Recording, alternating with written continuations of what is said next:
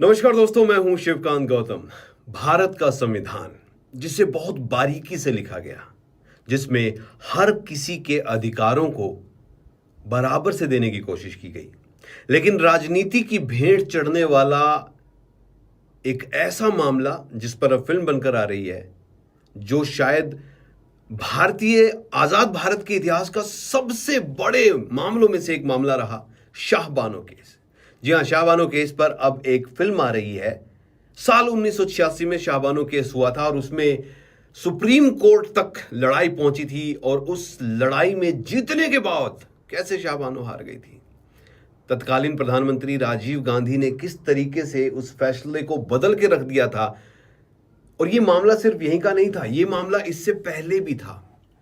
By Tahira case 1978, जिसने यह हक दिया था कि मुस्लिम महिलाएं जो हैं उनके भरण पोषण के लिए, अगर तलाक के बाद भी वो नहीं कर पाती अपने बच्चों का, अपने खुद का, तो उसको अधिकार मिलता है। और सीआरपीसी की धारा 125 के तहत उसे समानता का अधिकार मिला था, जो हिंदू महिलाओं को भी मिलता है।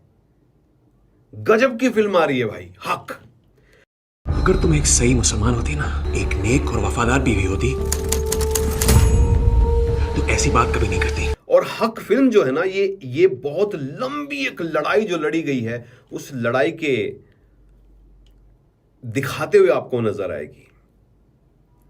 शाहबानो केस 1980 में हुआ था और उससे पहले बाई ताहिरा केस 1978 में हुआ था, जिसमें दोनों में क्लियर भारतीय संविधान के अनुसार न्यायपालिका ने जो है मुस्लिम महिलाओं के प्रति हक में उनके फैसला दिया था। फिर भी उसके बाद अलग चीजें रही। मैं कहूंगा कि भारतीय न्यायालय के इतिहास का एक सबसे बड़ा एक केस, जिसने कि सोशल डिबेट जो है उसको बहुत बड़े पैमाने पर खड़ा कर दिया था, एक सामाजिक चेतना जो है उसके बाद में आई थी, उसी पर फिल्म आ रही है। ये एक ऐसी फिल्म है जो आपको लड़ाई दिखा रही है विश्वास के और कानून के बीच में, विश्वास के बीच में, और महिलाओं के आत्मसम्मान, उनके राइट टू जस्टिस को दिखाती हुई।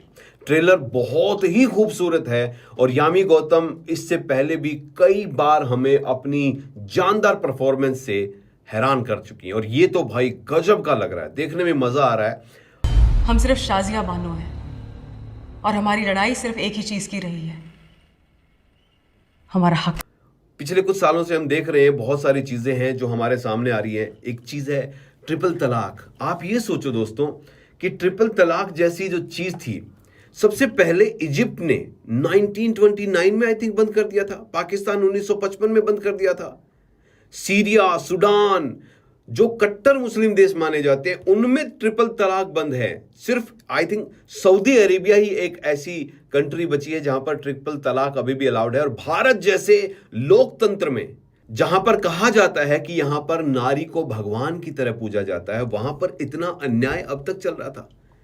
अब जाके 3 तलाक बंद हुआ है। ये एक मूवी नहीं है, ये समाज को दिखाने वाला आईना है।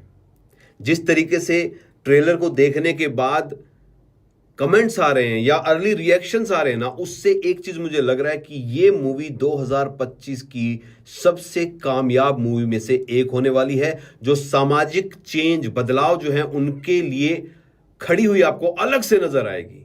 बहुत ही बेहतरीन ट्रेलर है यार। इमरान हाशमी के लिए अभी हमने देखा ना कि अक्खा बॉलीवुड एक तरफ, इमरान हाशमी एक तरफ। और जब कोई बहुत गंभीर किरदार आता है और इमरान हाशमी, वाह क्या कोर्ट ड्रामा यार। मतलब कोर्ट ड्रामे की जो बहस है वो अलग लेवल पर लेकर आपको जा रही है।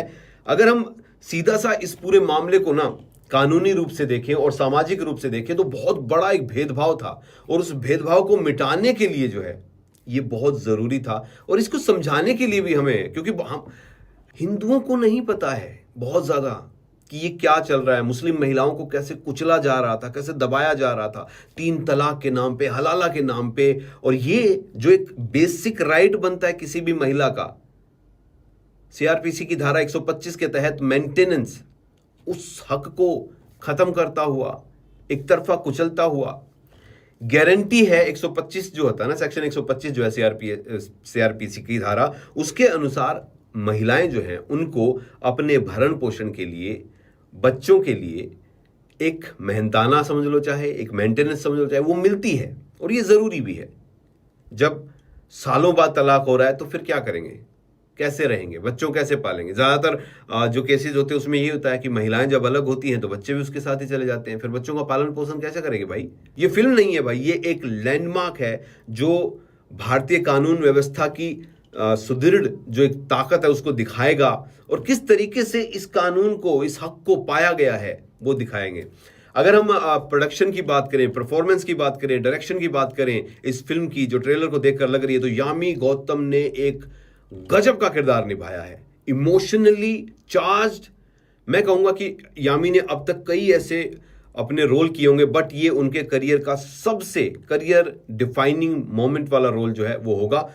नेशनल अवार्ड विनर जो है ना, वो परफॉर्मेंस है ये मेरे हिसाब से। तो फिल्म आएगी, मुझे 100% बिलीव है कि फिल्म और भी बेहतरीन होगी। इमरान हाशमी जिस तरीके से पहले भी उन्होंने बहुत गजब की परफॉर्मेंस दी है, यहां पर जिस तरीके का किरदार वो निभा रहे हैं, और जो ड्रामा कोर्ट वाला है वो बहुत ही जबरदस्त होगा।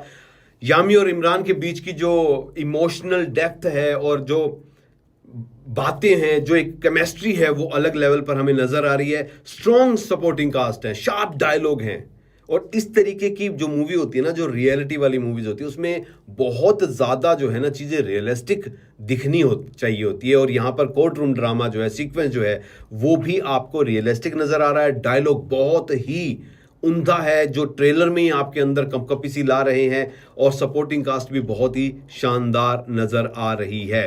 हक जो है मूवी, मेरे हिसाब से ये इसे सिर्फ एक एंटरटेनमेंट के प्रोस्पेक्ट से नहीं देखना चाहिए, ये एक इतना बड़ा संदेश लेकर आ रही है जो महिलाओं के राइट्स, उनके लिए जस्टिस, उनके लिए जो कानूनी रिफॉर्म हुए हैं उनके बारे में आपको अवगत कराएगा, दिखाएगा। ट्रेलर जो है मेरे हिसाब से तो ऑलरेडी ट्रेलर पर बहुत सारी चीज़ें जो हैं, ऑनलाइन डिबेट और बातें जो हैं वो शुरू हो जाएंगी, सोशल मीडिया पर भी शुरू हो जाएंगी, टीवी स्टूडियोज़ में भी शुरू हो जाएगी। बट मैं तारीफ करूंगा फिल्म बनाने वाली जंगली पिक्चर्स की, जिन्होंने एक बहुत ही खूबसूरत टॉपिक को उठाकर एक अवेयरनेस वाली फिल्म बनाई, और ये सिर्फ फिल्म नहीं है, ये समाज का आईना है। वेल डन, यही कहेंगे। एंड यामी एंड इमरान, बहुत ही जबरदस्त आप लोगों ने इस फिल्म में किरदार निभाए हैं। इंतजार रहेगा फिल्म के रिलीज का।